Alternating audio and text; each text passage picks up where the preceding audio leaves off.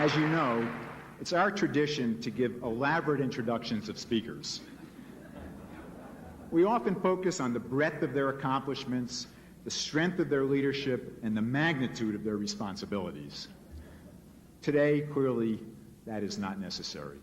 Please join me in welcoming the President of the United States, George W. Bush.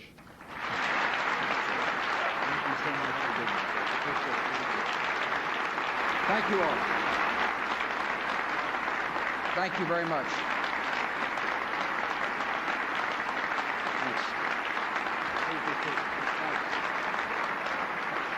Thank you all very much. It's a windy day out there, which is a good day for a windy speaker. I'm honored to be your guest here at the Economic Club of Chicago. I want to thank Michael for the invitation. I like a short introduction. He didn't let me down. For 75 years, the business leaders and the entrepreneurs in the club have helped make Chicago a prosperous and energetic city. You understand the concerns facing American workers and employers.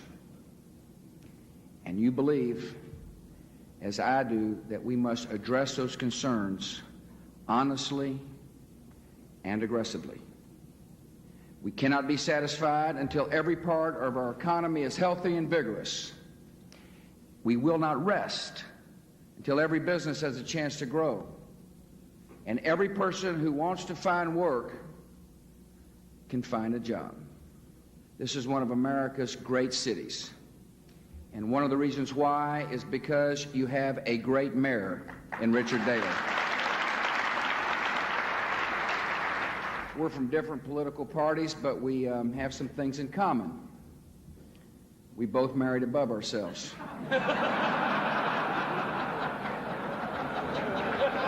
It is good to see the First Lady of Chicago here. Thank you for coming.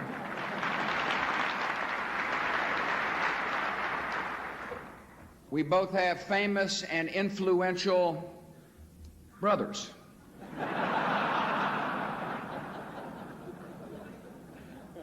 Our dad spent a little time in politics. And we love our country more than we love our political parties.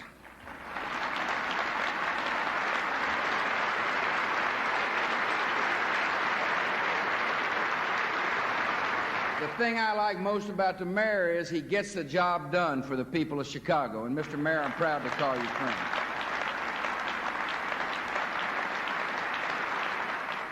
As the new Congress meets today, our duties to this nation are clear.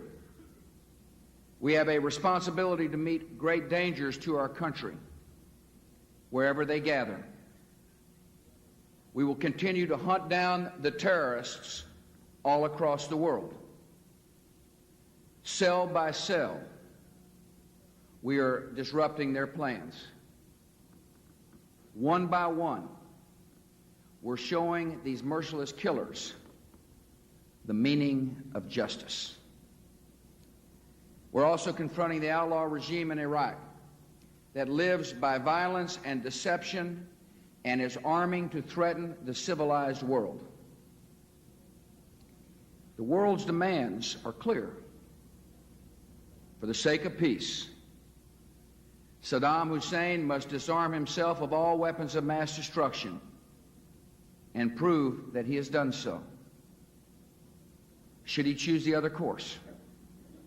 In the name of peace, the United States will lead a coalition of the willing to disarm the Iraqi regime of weapons of mass destruction and free the Iraqi people.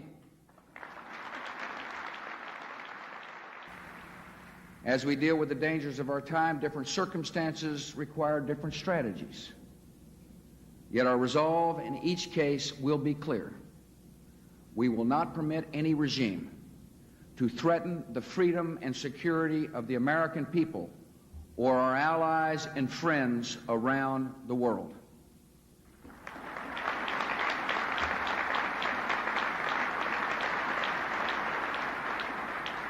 Even as we confront these dangers, you need to know, I know we have needs here at home, especially the need for a vigorous and growing economy. Too many Americans today are wondering about our economy. They're asking, how is the economy really doing? Well, the American economy is the strongest and most resilient economy in the world. In spite of the terrible shocks that our nation has received, our economy is growing. And the entrepreneurial spirit in America is strong. We faced a second test with the attacks of September the 11th, 2001. These attacks caused terrible suffering and a massive disruption of the economy. Flights were canceled. Many hotels and stores were empty. Stock trading was halted for nearly a week. So we acted. We reopened the markets. We helped the people of New York City recover. We assisted the airlines. We provided tax incentives for business investment. And we passed terrorism insurance so building and real estate projects could go forward. And then our economy was tested a third time when Americans discovered serious abuses of trust by some corporate leaders. So we passed historic reforms to assure corporate integrity, to punish wrongdoers, and defend the interests of workers and investors. Corporate greed and malfeasance cause innocent people to lose their jobs, their savings, and often their confidence in the American system. For the sake of justice and for the sake of every honest business in America, I have made this commitment. Corporate misdeeds will be investigated, they will be prosecuted, and they will be punished.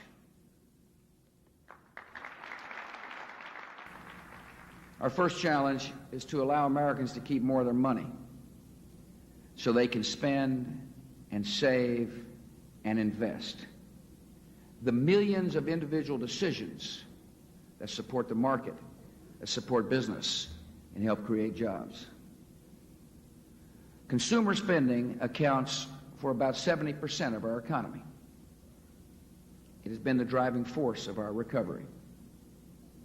Yet there are warning signs I won't ignore, and I hope the Congress doesn't ignore either. Many Americans live in constant and increasing personal debt, with credit card bills so heavy they often cannot pay much more than the monthly minimum. Millions of citizens spend their entire adult lives living paycheck to paycheck, never getting a chance to save for their children's education or their own retirement. Americans today are paying about a third of their income in taxes. All of this puts pressure on family budget and therefore clouds our economic future. Americans facing these struggles are due to receive additional tax relief in 2004 and again in 2006. Republicans and Democrats in Congress already approved these tax rate reductions. And the time to deliver the tax rate reductions is now, when they can do the most good for the American businesses.